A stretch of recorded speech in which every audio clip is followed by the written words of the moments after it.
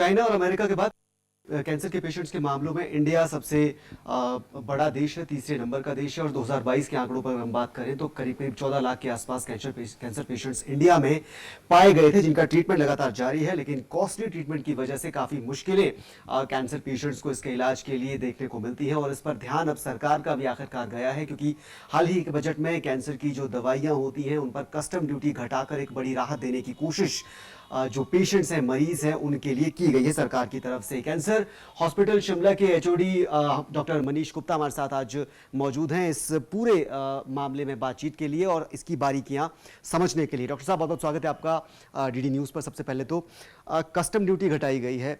सबसे पहले तो बेसिक चीज़ जो है, कितना असर पड़ेगा, कितना रिलीफ मिलेगा लोगों को, मरीजों को, इन टर्म ऑफ कॉस्ट अगर बात करें कैंसर ट्रीटमेंट के मामले में?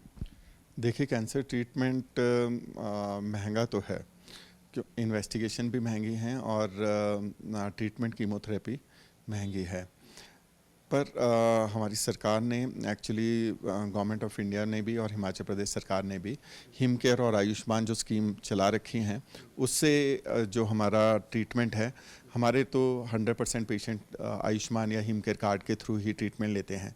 तो अभी उसका जो लिमिट है 5 लाख रुपए है, तो हमारे लगभग सभी पेशेंट का ट्रीटमेंट उससे हो जाता है। पर जिन दवाइयों की आप बात कर रहे हैं अभी प्रेजेंट में, वो इम्यूनोथेरेपी और टारगेटेड थेरेपी हैं, वो काफ़ी महंगी होती हैं। तो उनका जो ट्रीटमेंट पे खर्चा जैसे होता है, वो जैसे जो ड्रग्स मैंने पढ़ी अभी, जो बजट हमारे मैडम फाइनेंस मिनिस्टर उन्होंने पेश किया था, उसमें मैंने पढ़ा था ऑसिमर्टेनिब, ट्रांसटूजुमैब जो उसका नेक्स्ट जनरेशन है, टुक्सैन, और इम्यूनोथेरेपी की ड्रग्स जो हैं वो सस्ती हुई हैं। उससे पेशेंट्स पे बहुत फ़र्क पड़ेगा, क्योंकि अभी वो जो थेरेपीज़ हैं वो मतलब 65-70 हज़ार से 2.5 से 3 लाख हैं। अभी जैसे ये फाइल मेरे पास पड़ी है, एक पेशेंट है हमारे यहीं बैठे हैं, उनका जो ट्रीटमेंट है उसमें अब इम्यूनोथेरेपी ट्रीटमेंट है, मेटास्टैटिक डिजीज़ है, यूरिनरी ब्लैडर है। हमें जो ट्रीटमेंट देना है वो ड्रग का नाम है एटिजुलूज़ुमैब। तो वो कॉस्ट करती है 3,41,000 रुपये एक साइकिल का, और उनको 1200 मिलीग्राम वो ड्रग लगनी है। तो हम कोशिश तो करेंगे कि उन्हें वो कार्ड से वो ड्रग मिल जाए, पर 1 या 2 बार मिल पाएगी।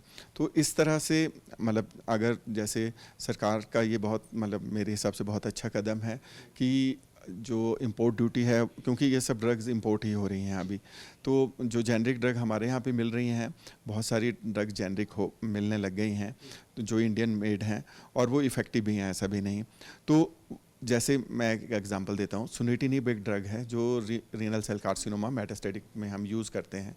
तो सुनिटिनिब जब आज से 3 या 4 साल पहले जब उसका इंडिया वर्जन अवेलेबल नहीं था और पेटेंट ड्रग थी वो, तो वो 1.25 लाख से 1.5 लाख रुपए की पेशेंट्स को आती थी। हमारे यहाँ लगभग 15-20 पेशेंट हैं जिनका वो ट्रीटमेंट उस ड्रग से चल रहा था। तो वो लगभग 4 या 5 पेशेंट वो ले पाते थे बहुत मुश्किल से। अभी वो ड्रग 10,000 से 15,000 के बीच में मिलनी शुरू हो गई है। वो मेरे को लगता है पिछले बजट में गवर्नमेंट ने किया था शायद। तो अब हमारे 25 से 30 पेशेंट उस ड्रग पे चल रहे हैं। तो इम्पैक्ट तो पड़ता ही है, क्योंकि हमारे यहाँ पे पेशेंट कुछ तो पेशेंट होते हैं जिनका रिम्बर्समेंट हो जाता है, पर मैक्सिमम पेशेंट मेरे को लगता है 95 to 100% ही एट प्रेजेंट।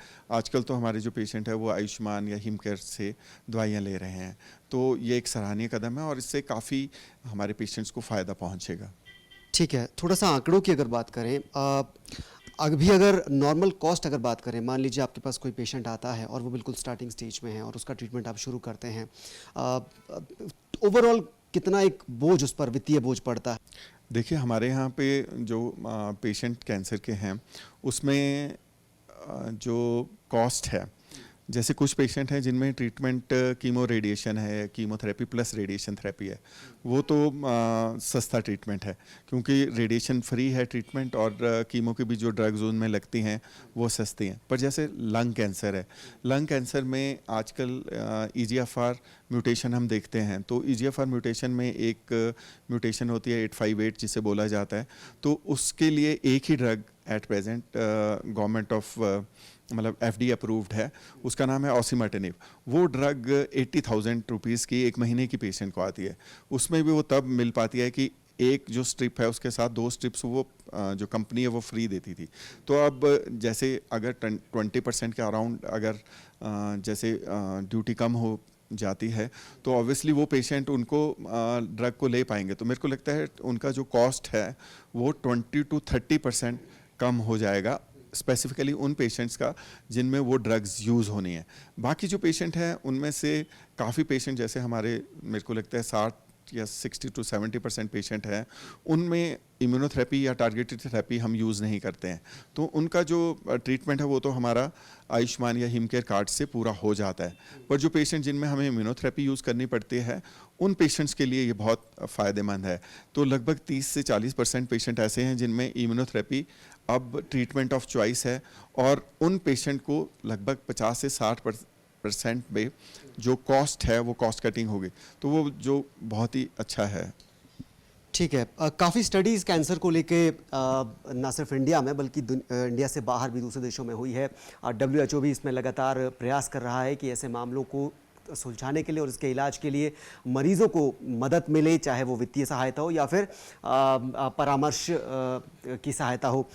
आंकड़े क्या कुछ कहते हैं, और कस्टम ड्यूटी जो घटाई गई है इंडिया में उसका इस पर खर्चे पर कितना कुछ असर पड़ेगा? डॉक्टर साहब ये जानकारी दे रहे हैं, लेकिन इस रिपोर्ट के जरिए आपको हम एक ओवरऑल पिक्चर देने की कोशिश करेंगे कि देश में इस वक्त कैंसर के जो मरीज हैं उनकी स्थिति क्या है, आंकड़े क्या कुछ कहते हैं, और आने वाले वक्त में, क्योंकि ये भी कुछ स्टडीज कह रही हैं कि साल 2025 तक कैंसर के पेशेंट्स के मामलों में भारत जो है वो चाइना और अमेरिका को भी पीछे छोड़ सकता है। तो ऐसे में ये गंभीर मुद्दा है और इस गंभीर मुद्दे से निपटने के लिए गंभीर कोशिशों की भी जरूरत है, और उन्हीं कोशिशों में ये जो कोशिश इस बार केंद्र सरकार की तरफ से की गई है वो भी एक सराहनीय पहल मानी जा सकती है। पहले ये रिपोर्ट देखिए, रिपोर्ट के बाद डॉक्टर साहब से बातचीत को आगे बढ़ाएंगे।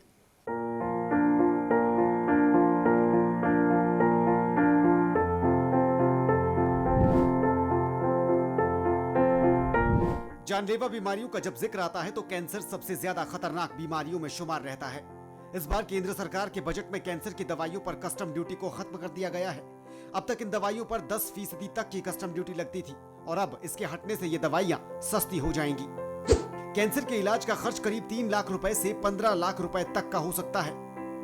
इलाज का खर्च कैंसर की स्टेज के हिसाब से तय होता है, जो बढ़ भी सकता है। आमतौर पर रोबोटिक सर्जरी करवाने पर ही करीब 5.25 लाख रुपए तक का खर्च आ जाता है। भारत में साल 2022 में कैंसर के मरीज करीब 14.5 लाख थे, और अनुमान है कि 2025 तक ये आंकड़ा 15.5 से 16 लाख तक बढ़ सकता है। आंकड़ों के मुताबिक भारत समेत पूरी दुनिया में ही मुंह, फेफड़ों और ब्रेस्ट कैंसर के केसेस ज्यादा बढ़े हैं। भारत में हर साल करीब 3 लाख केस मुंह के कैंसर के आते हैं। इसके बाद 2 लाख मामले स्तन कैंसर और लगभग 1 लाख से ज्यादा के मामले फेफड़ों के कैंसर के होते हैं। कैंसर की दवाइयों पर कस्टम ड्यूटी हटने से कैंसर की 3 मुख्य दवाएं भारत में सस्ती हो जाएंगी। इसमें ट्रेस्टोजुबैन, डेरेक्सटेकन, ऑसिमर्टिनिब और ड्यूरवेलुमेब दवाइयां शामिल हैं। डेरेक्सटेकन दवा स्तन कैंसर की दवा है और इसका उपयोग HIR2 पॉजिटिव जीन वाले सभी कैंसर में किया जा सकता है। वहीं ड्यूरावुलैब फेफड़ों और पित्त कैंसर के लिए इस्तेमाल होने वाली दवा है। पिछले कुछ सालों के आंकड़ों के मुताबिक भारत में पुरुषों में सबसे ज्यादा मुंह और फेफड़ों के कैंसर के मामले सामने आए हैं। वहीं महिलाओं में सबसे ज्यादा स्तन कैंसर और गर्भाशय के कैंसर के रहे हैं। भारत में साल 2018 में स्तन कैंसर से 87,000 महिलाओं की मौत हो चुकी है। भारत में कैंसर के मामलों की संख्या साल 2020 में 13,92,179 थी, जो 2021 में बढ़कर 14,26,447 और साल 2022 में 14,61,427 हो गई। साल 2020 में कैंसर से 7,70,000 से ज्यादा, 2021 में 7,89,000 से ज्यादा और 2022 में 8,08,000 से ज्यादा लोगों की मौत हुई है। विशेषज्ञों का अनुमान है कि साल 2025 तक देश में कैंसर के मरीजों की तादाद बढ़कर 15.5 से 16 लाख तक हो सकती है।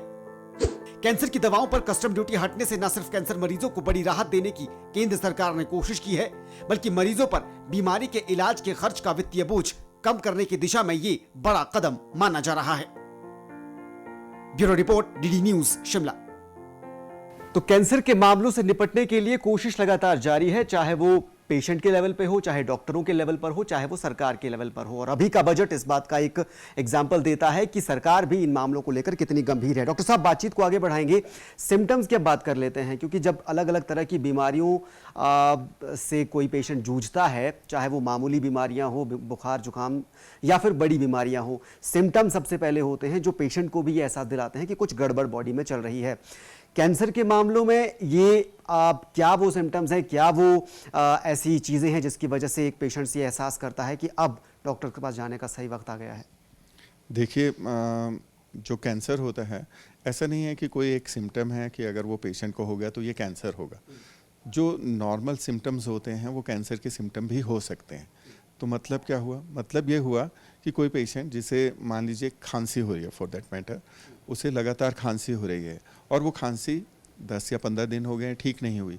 उन्होंने अपना जांच भी करवा ली और इलाज भी करवा लिया, पर वो ठीक नहीं हो रही। तो इसका मतलब हुआ कि उन्हें अपनी इन्वेस्टिगेशन या कुछ जांच करवानी चाहिए। जो सबसे कॉमन जांच जो हम आराम से कर सकते हैं और सब पीएचसी में हो भी जाती है, वो एक्सरे है।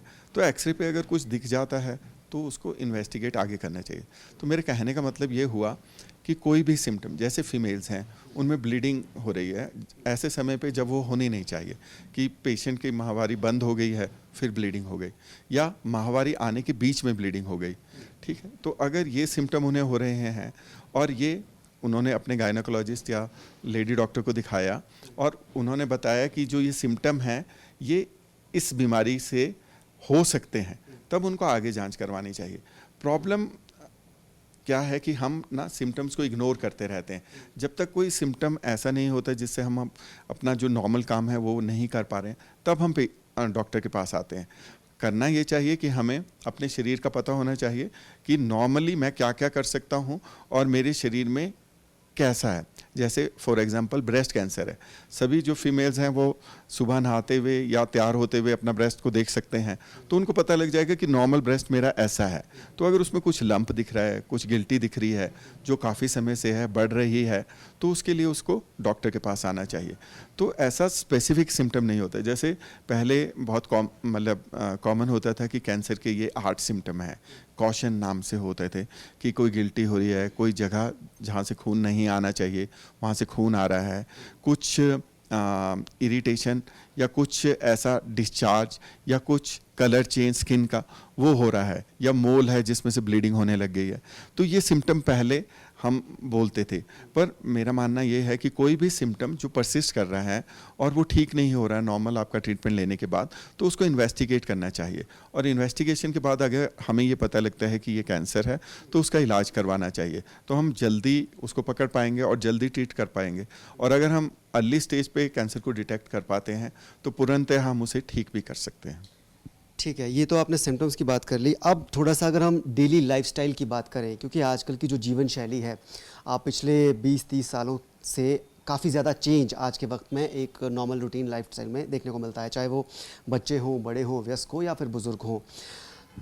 क्या वो चीज़ें हैं, क्या वो ध्यान है जो हमें रखना चाहिए अपने आम जीवन में, चाहे खान पान की बात हो, चाहे व्यायाम हो, चाहे फिर अपनी डेली जो रूटीन लाइफ है उसमें किन चीज़ों का हम ध्यान रख सकते हैं ताकि इस तरह की बीमारियों से बचा जा सके या फिर इन्हें कम से कम टाला जा सके और एक हेल्दी बॉडी और एक स्वास्थ्य का जो है वो काफ़ी ज़्यादा उसमें ध्यान रखा जा सके? देखिए, जो खान पान है या जो हमारी दिनचर्या है, तो मेरे को लगता है मोस्ट इम्पॉर्टेंट क्या है कि जिसे बुजुर्ग लोग या कोई भी बड़े या आज की दुनिया में या आज के समय में भी जिसे हम बैड हैबिट्स बोलते हैं, जो गलत आदतें हैं, वो हमें नहीं रखनी चाहिए। अब गलत आदतों में लें कि किसी तरह का नशा है ना, स्मोकिंग, अल्कोहल, टोबैको चूइंग या किसी तरह का पान चबाना या टोबैको वाला पान चबाना, तो ये सब बुरी आदतें हैं, तो ये हमें नहीं अपनानी चाहिए। फिर खाना समय पे खाना चाहिए, घर का बना हुआ खाना प्रेफरेबली खाना चाहिए, और वो खाना जो आपके आसपास उग रहा है, जिसका आपको पता है कि ये इसी मौसम में बना है और इसमें कोई एडिशनल चीज़ें नहीं डाली गई हैं, कि इसे प्रिजर्व नहीं किया गया है। फिर खाना जो आपके माँ बाप या दादा दादी बोलते थे कि वो खाना हेल्दी खाना होता है, तो एट प्रेजेंट भी वही खाना हेल्दी है। जैसे जैसे हम रिफाइंड फूड की तरफ या प्रिजर्वेटिव वाले फूड्स की तरफ जा रहे हैं या प्रोसेस्ड फूड की तरफ, या वो फूड जो किसी पैकेट में है, ठीक है, अगर वो आप खा रहे हैं तो ऑब्वियसली उसको प्रिजर्व करने के लिए कुछ तो डालना पड़ा होगा। तो जो भी प्रिजर्वेटिव हैं और जो भी कलर हैं, तो कोई भी चीज़ जो देखने में अच्छी बनाई गई है या सुंदर बनाने की कोशिश की गई है और जिसे प्रिजर्व किया गया है, पैकेट में रखा गया है, तो वो फूड आपके लिए हेल्दी नहीं हो सकते। तो जो चीज़ें घर में बनती हैं, घर का खाना बेस्ट खाना है। आपके आस पड़ोस में जो उग रहा है खाना वो बेस्ट है, और उसी मौसम में जो खाना मिल रहा है वो बेस्ट है। फिर दूसरा, हमें अपना वज़न संतुलित रखना चाहिए। अब एक सिंपल आसान तरीका क्या है कि आपकी जो हाइट है सेंटीमीटर्स में, जैसे मैं हूँ, मेरी हाइट 178 सेंटीमीटर है, 5 फुट 11 इंच। तो मतलब उसमें से -100 करें तो 78 होता है, ±10% कर लें तो वो जो वेट है मेरा, वो मेरा हेल्दी वेट है। तो मुझे कोशिश करनी चाहिए कि मेरा ये वेट बना रहे। तो वो मैं कैसे कर सकता हूँ? सुबह शाम थोड़ी बहुत कर सकता हूँ। सुबह शाम में एक बार 20 मिनट की वॉक, जो कि ब्रिस्क वॉक हो, वो कर सकता हूँ। तो अगर मैं ये करता हूँ, खाना अपना हेल्दी रखता हूँ, स्ट्रेस अपने जीवन में कम करता हूँ। अब स्ट्रेस कम, आप कुछ भी काम कर रहे हैं तो थोड़ा बहुत स्ट्रेस तो होता ही है, थोड़ी बहुत एंग्जाइटी भी होती है। तो उसके लिए आप थोड़ा प्राणायाम और थोड़ी बहुत मेडिटेशन, साथ में कुछ फिजिकल एक्टिविटी अगर कर पाएँ तो आप अपने आप को स्वस्थ रख सकते हैं। एक और सवाल, आपने अभी स्तन कैंसर की बात करी, अब कितने और भी टाइप्स इसके होंगे? क्योंकि जब हम कैंसर का नाम लेते हैं, कैंसर का जिक्र जब आता है, तो आमतौर पर हम समझ नहीं पाते कि हम किस कैंसर की बात कर रहे हैं, क्योंकि इसके भी कई तरह के प्रकार हैं। हमारे शरीर में कितने प्रकार का, कितने तरह का कैंसर हम कह सकते हैं कि हो सकता है, और कितने इसके टाइप्स हैं बेसिकली, जिसके बारे में लोगों को अवेयर होना चाहिए? देखिए, हमारे शरीर में जितने ऑर्गन हैं, सब ऑर्गन का कैंसर हो सकता है, जितने टिश्यू हैं सब पे कैंसर हो सकता है। तो more than 200 type of cancer हो सकते हैं, पर जिनकी हम बात करते हैं वो कैंसर हैं जो कॉमनली हमारे यहाँ पाए जाते हैं। जैसे हमारे यहाँ पर जो मेल पॉपुलेशन है, जो आदमी लोग हैं, उनमें क्योंकि हमारे यहाँ स्मोकिंग बहुत कॉमन है, हिमाचल की बात करें तो स्मोकिंग, हमारे यहाँ लोग सिगरेट या बीड़ी स्मोकिंग करते हैं। तो हमारे यहाँ जो मोस्ट कॉमन कैंसर है वो लंग कैंसर है। फीमेल्स में at present breast cancer most common है। Second most common cancer cervical cancer है, जिसे बच्चेदानी के मुंह का कैंसर भी बोलते हैं। क्योंकि अभी हमें पता लग गया है कि बच्चेदानी के मुंह का जो कैंसर होता है वो HPV या वायरल इन्फेक्शन से होता है, और हमें ये भी पता लग गया है कि उसके लिए वैक्सीन अवेलेबल है, तो वो कैंसर कम होने लग गया है। और ब्रेस्ट कैंसर, अब क्योंकि जैसे हमने बात की अभी कि लाइफस्टाइल हमारा चेंज हो रहा है, तो जैसे जैसे एजुकेशन बढ़ी है, फीमेल्स में भी एजुकेशन बढ़ी है, जो कि बहुत अच्छी बात है। फीमेल एम्पावरमेंट की बात होती है, वो भी बहुत अच्छी बात है। पर उससे हुआ क्या है कि जो फीमेल्स हैं, क्योंकि एजुकेट हो रहे हैं, वो भी ग्रेजुएशन करेंगे, पोस्ट ग्रेजुएशन करेंगे, फिर उन्हें जॉब करनी है, तो जो हमारा शादी का एज है वो थोड़ा लेट हो जाएगा। तो शादी का एज अराउंड 28-30 के अराउंड हो जाएगा। तो ऑब्वियसली चाइल्ड बर्थ फिर 30 के अराउंड बाद में होगा। और ब्रेस्ट कैंसर के लिए जो प्रोटेक्टिव चीज़ें हैं, वो, मेरा ये मतलब नहीं है कि अर्ली मैरिज होना चाहिए, पर ब्रेस्ट फीडिंग एक प्रोटेक्टिव चीज़ है, तो ऑब्वियसली वो लेट हो रही है। फिर जब हस्बैंड वाइफ दोनों ही काम पे जा रहे हैं, तो खाना घर पे बनाना थोड़ा मुश्किल हो जाता है, तो वो मोर फास्ट फूड या इजीली अवेलेबल फूड की तरफ जाते हैं। तो अगर आप देखें तो हमारे यहाँ पे हिमाचल में भी पहले मुझे लगता था कि शिमला में ओबेसिटी होना पॉसिबिलिटी नहीं है, क्योंकि आपको सब जगह पैदल जाना पड़ता है। अभी आप बच्चों को देखें तो मतलब ओबेसिटी, मैं देखता हूँ बच्चे जो अभी जैसे 8 से 15 साल के बीच में हैं, उनमें ओबेसिटी काफ़ी ज़्यादा हो रही है। तो एक कारण तो ये हो गया कि वो खाने में बहुत फास्ट फूड और जंक फूड बोलते हैं जिसे हम, या फैट रिच फूड, वो खाने लग गए। दूसरा प्रॉब्लम हो गया है, खेलने के लिए उनके पास टाइम ही नहीं है। खेलने की जगह वो अपना जो समय है वो मोबाइल या टीवी उसमें यूज़ कर रहे हैं। तो गैजेट्स में यूज़ करेंगे तो आप मूवमेंट नहीं करेंगे तो ऑब्वियसली आपका वेट बढ़ेगा। तो ये सब कारण हैं जो धीरे धीरे एकमुलेट होते रहते हैं। फिर आपने बोला कि जैसे चाइना से पॉपुलेशन, आप क्योंकि हम पॉपुलेशन के मामले में इंडिया फर्स्ट हो गया नंबर। फिर हमारी जो पॉपुलेशन है उसमें डेमोग्राफिक प्रोफाइल जो है वो भी बहुत चेंज हो गया है। अगर आप देखें तो अभी एट प्रेजेंट हमारी जो पॉपुलेशन है उसमें 45 से 65 जो पीपल हैं उनका नंबर बहुत ज़्यादा है, मतलब वो बढ़ रहा है। तो क्योंकि हमने कॉन्कर कर लिया, मतलब हमने विजय पा ली है इन्फेक्शंस पे, तो इन्फेक्शन से डेथ नहीं होगी। फिर हमने विजयपाली है जो कार्डियोवैस्कुलर डिजीज़ है, उसका ट्रीटमेंट बहुत अच्छा और बहुत इजीली अवेलेबल है अब हमारे पास, तो उस पे भी हमने विजयपाली। तो जो लाइफ है वो आपकी बढ़ गई, लाइफ एक्सपेक्टेंसी भी बढ़ गई। अगर आप एट प्रेजेंट मतलब लंच के टाइम पे 11 से 2 के बीच में माल रोड पे जाएं तो आप 65 से 85 साल के बहुत सारे लोग देख सकते हैं, जो अगर 10 साल पहले आप जाते तो शायद नहीं थे, क्योंकि उस टाइम पे हमारी पॉपुलेशन का जो लाइफ एक्सपेक्टेंसी थी वो कम थी। तो over a period of time हम कुछ ना कुछ इंजरी अपनी बॉडी में अकोमुलेट करते हैं। वो बॉडी में जो इंजरी हो रही है वो डीएनए पे भी हो सकती है, तो एक तरह के म्यूटेशंस हम अकोमुलेट करते हैं, तो ऑब्वियसली फिर कैंसर बढ़ने की प्रोबेबिलिटी भी बढ़ जाती है। दूसरा, अगर आप देखें तो आजकल जो डेथ मतलब most common cause of death है वो क्या है?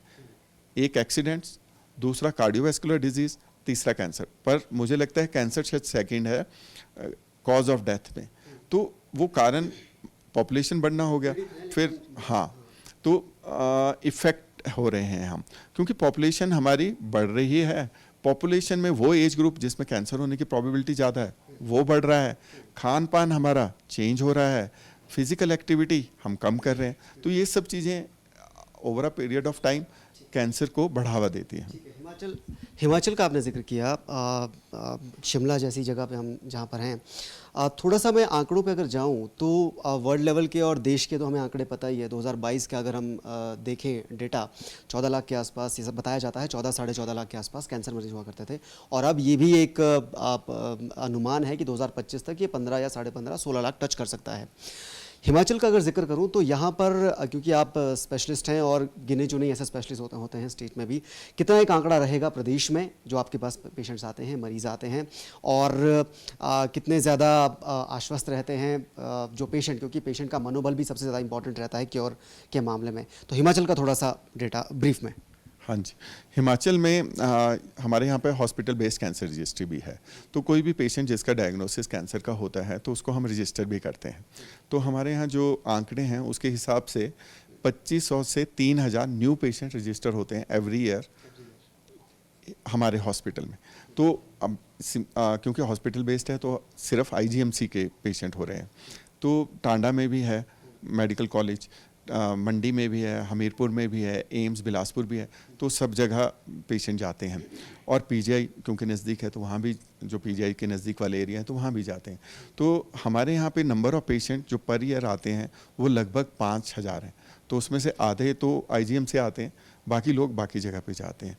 तो जो पेशेंट है उनका नंबर धीरे धीरे बढ़ रहा है, उसके कारण एक तो पॉपुलेशन, दूसरा वही सब फैक्टर जो बाकी जगह हैं वही हमारे यहाँ पर भी हैं।